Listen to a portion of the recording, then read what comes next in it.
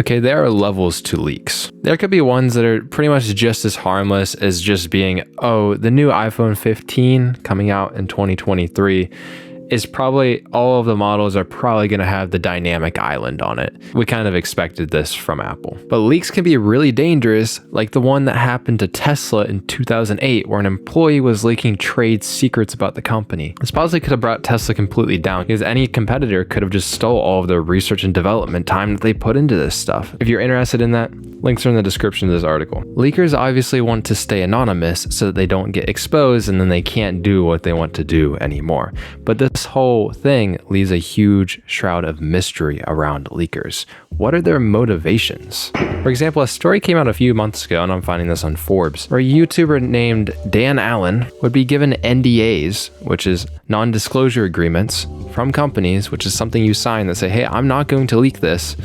But he would break those just to go under a different alias on a different account called The Real Insider, and then leak everything about those games. He was just doing these leaks for clout. He was ruining possibly any secrecy in the gaming industry. He was most likely not making any money off of these leaks, just getting clout on a separate account on the internet.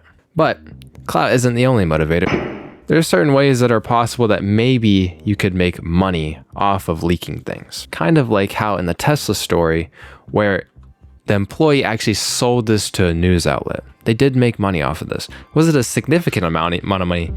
We don't really know. Because according to some answers from people online and just common knowledge, news outlets are pretty strapped for money as it is. So if they go out and pay for leaks that may or may not be true, that's just a risk that they're not willing to take. You know how little reporters make. So clout seems like it could be a driving factor, and money doesn't really seem like it typically is. That's where you can dig a lot deeper into leaks, because a leaker could just be an employee of that company. If you want a quick example here, say a company like Nvidia has like 26,000 employees. I'm guessing a good chunk of those know information that the public shouldn't know, and they could just be a leaker. A leak could also be a complete accident, where maybe an employee just, mistakenly posted something early or posted information that wasn't supposed to be there. This happens more often than you would think. But a leak could also come from an anonymous account that's like a friend of a friend that works for a company.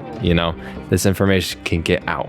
But did you ever think that it's possible that a leaker could be hired by the company that they're leaking about just to try to limit test the community for feedback? Before they launch a product, they could actually see how the community is going to react beforehand. Say like this leak with the RTX 4070 that's sourced through Moore's Law is Dead, which is a YouTube channel, but they're saying it allegedly will cost $750 US.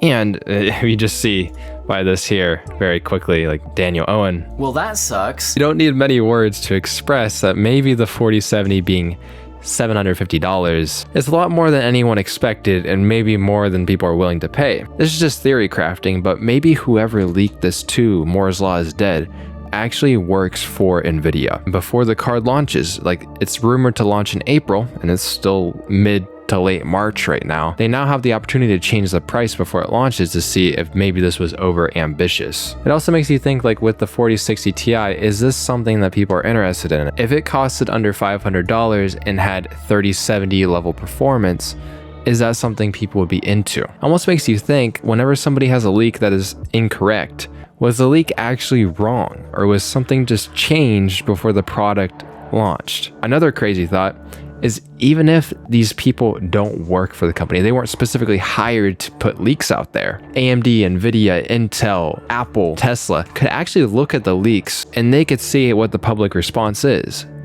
That's what happens when a leak isn't really that harmful. It didn't reveal any trade secrets that could completely destroy the company, like the Tesla leak I mentioned earlier. But if it's just something simple that's kind of harmless, it's like, oh, was this a bit too ambitious for our company? So maybe we should reel it back in after seeing the response to that leak. The credibility then of leakers is kind of up in the air. Like, do they work for the companies? Some leakers never get exposed. They never get found out who it was giving that information. It could easily be that that person actually worked for the company, or they're putting out leaks that isn't harmful for the company, but actually is beneficial to their marketing. Leaks also generate some sort of hype for the community, but there's one other angle to look at leakers from. It is also possible that someone could leak something that would harm their competitor. Say in the case with the leak of this RTX 4070 being $750. What if the community feedback is so bad about this, but what if whoever leaked it was actually someone from AMD? Maybe not technically misinformation, but information that makes the community push back and ruin some company reputation. There's so many angles that you can look at leakers from, and because of their anonymity, it's really hard to tell what background they come from and if they really should be trusted. And in the grand scheme of things, does a leak really matter? Or just gonna say something that's going to be at the announcement of the product. You might see something a month early. I mean, for geeks that are really into it, it's pretty fun to theory craft and look at that stuff when it's like your like main hobby. But in the making of this video, I actually looked up leaker exposed as a real employee from the company. I was trying to see if this actually happened, and I couldn't find any stories of this actually being the case. Generally speaking, at least to the open public, companies do not encourage leaking. You can see this article here. Someone was working at Facebook and they were leaking things out to the public, and what Facebook did is they actually walked this person who was leaking stuff down. They told him that he was going to be getting a promotion, and then little did he know, he's walking right into a trap in a meeting room where he got interrogated for leaking things and later completely fired. This is all I could really find publicly about leakers, quote unquote, working for companies. But have you guys ever heard a story where the leaker was actually exposed as being hired specifically to leak by the company? I couldn't find one, but maybe you can. And should we really care about it anyways, because you always take leaks with a grain of salt. That's all I got about leaks. I just wanted to mention real quick, guys, your boy got a gaming chair. Maybe missed the other chair. Don't worry, it is still here. This is my other white chair. Oh my God. It became my jacket holder. Yeah, that's been it for me.